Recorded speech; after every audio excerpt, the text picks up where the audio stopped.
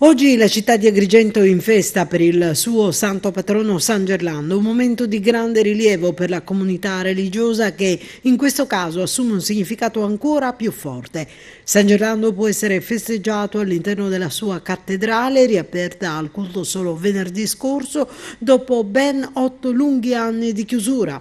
Una festa dunque che restituisce un luogo simbolo agrigentino che testimonia la storia di tante dominazioni e vicende religiose, storiche e politiche che all'interno della stessa hanno segnato il passaggio del tempo a partire dal lontanissimo XII secolo.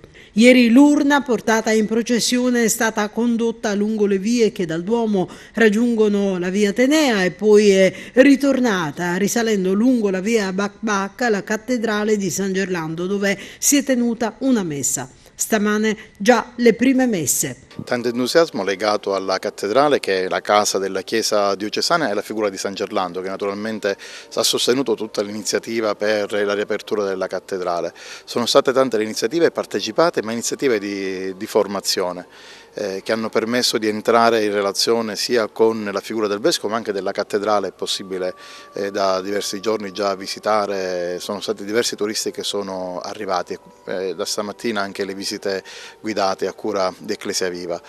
Oggi pomeriggio alle ore 18 il solenne pontificale presieduto da Monsignor Ignazio Zambito, che è il Vescovo ausiliare di Patti ma che è originario della nostra diocesi, è stato vicario generale anche qui ad Agrigento, pertanto consigliamo anche l'accesso sempre entro le 17, 15, 17:30 per motivi anche di coordinamento e di sicurezza.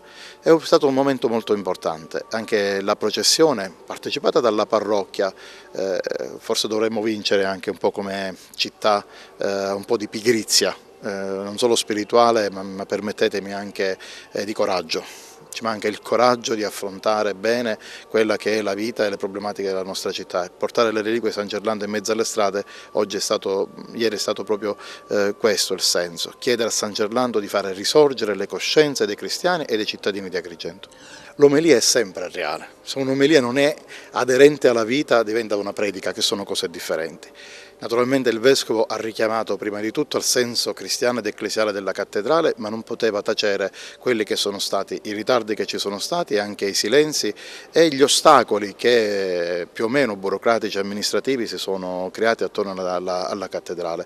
Ma alla fine è stato un messaggio di speranza per tutti e un invito a fare bene il proprio dovere per continuare ora l'iter anche per il colle della città.